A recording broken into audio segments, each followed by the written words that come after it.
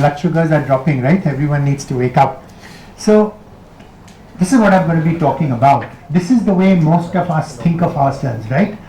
The patient is sick, you're sitting by the patient's bedside, you're holding the patient's hand and helping the patient to get better, which is one of the reasons why all of us did medicine. But times have changed, haven't they? How often do you see this in your practice? Patients come with printouts from Dr. Google with I read this and I did this, or this is not what you told me, or the medicine you gave me has these side effects. And I think all patients these days have this diploma, correct? Internet Doctor of Medicine. I'm sure that's a problem all of us have encountered. This is actually a bug which pharma companies are giving to doctors. Please don't confuse your Google search with my medical degree. And I think doctor shopping, as Dr. Nandgopal said, is becoming increasingly common. Patients are looking for alternatives. And I think that's the reality. We need to accept that. And this is a big problem, I think, today. A lot of patients, a lot of doctors themselves think of themselves as being digital dinosaurs. I don't understand this. I don't understand this technology. None of this makes any sense to me. Big worry every time you read a newspaper article. Oh, now that Dr. Watson has come, now that Dr. Google is there, are doctors going to be required at all? And you've heard a lot of these things. Artificial intelligence, machine learning. We're all human beings. We've all made mistakes. We've all forgotten certain diagnoses. We've not taken a history properly. Machines don't forget. They won't make mistakes. Then what happens? And we always used to think, oh, as a doctor, at least you can be empathetic as far as your patient is concerned. But now you actually have chatbots which can simulate empathy, and they can do it endlessly. Oh, you're not feeling well, and then they ask you the question. As a doctor, you get tired, you get bored, you get compassion fatigue, you get burnt out. So then what happens? I need to remind all you people, there is a big difference. No matter what happens, no matter whatever you may read in any newspaper or anywhere else in the world, when a patient is sick, a patient needs a shoulder to cry on. A patient needs someone to hold their hand, and that's something which no machine in the world is going to be able to do. So don't worry that doctors are going to become irrelevant. The important thing is we need to reinvent and adapt and evolve so that we can do a good job.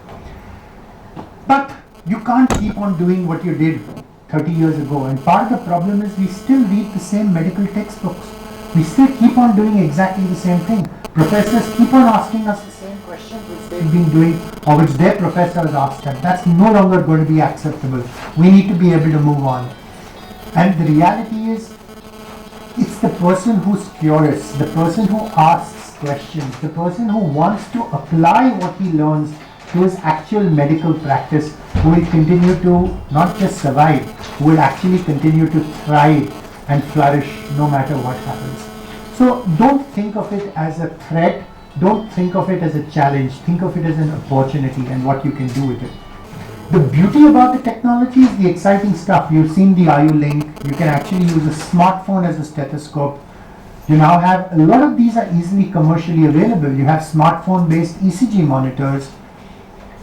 Lay people, even in villages, can actually, I don't know how many of you can ever see a fundoscope. How many of you use, I forget about the ophthalmologist, but I would always squint and, I can see something that looks like a fundus, but I was never really sure about it. But the beauty is that the moment anyone uses a smartphone, it's all set up. So you actually get an image of what the fundus looks like. But we keep on talking about Google. Does anyone know the story of the Google smart contact lens?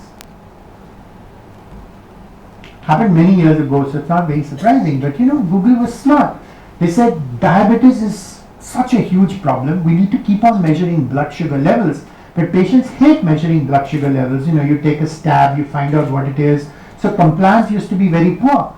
So why don't we create a smart contact lens and therefore put a little sensor which detects glucose, so that on a 24-hour basis with this smart contact lens, you will get a continuous reading of what the blood sugar is, and you'll know exactly how to manage your patients. Make sense? Who's excited about this? Everyone, right? What is the flaw with this? It's only afterwards they realize there is no sugar in the tears. The tragedy is they spend millions of dollars because some engineer somewhere said, wow, this is such a clever way of doing things. It's non-invasive, it's 24/7, it's a one-time thing. There are millions of diabetics, so we'll be able to sell so many of these stuff. It never worked. Which is this is what I want to emphasize. And there is absolutely no reason why every doctor should not have their own website. In fact, I think every medical student should have their own website. That's the right time to start. And for us, for example, our website is at drmalpani.com. So IVF is extremely competitive, but we have a zero-cut practice. We don't give a single naya paisa to anyone. Don't send patients, I don't care. Patients will send patients to us, but patients who have already failed an IVF cycle in another clinic want more information. But they're not getting that information from the doctor. There's no transparency at all. So they will go to Google, they will look for information, and they'll find, hey, there's lots of information on drmalpani.com, let me read it. They may not come to me, it doesn't really matter. But you know what, they do a second cycle, and that second cycle also fails. They'll say, now what do we do? Okay, we need to find a trusted, respected, reliable source who's willing to share information. Good chance they'll come to me. Patients don't want to go to Google. They don't care about what's happening in Mayo Clinic. They care about what's happening in Trivandrum. They want local brand names and local prices, and they want information in Malayalam. Who's going to provide the information in Malayalam? Some doctor sitting at Johns Hopkins? But you guys should be ashamed of yourselves that you're not doing it. What's your excuse? The word doctor is derived from the word dossier, which means to teach. You're meant to teach your patients. You do it all the time. But you do it one-on-one in your clinic. Your capacity for doing that is obviously limited. How many patients can you see in a day? But you know what? You know the top 20 questions all your patients ask you. And trust me, they're all the same questions every single time. Why can't you create YouTube videos in Malayalam and upload all the videos and let patients see the videos?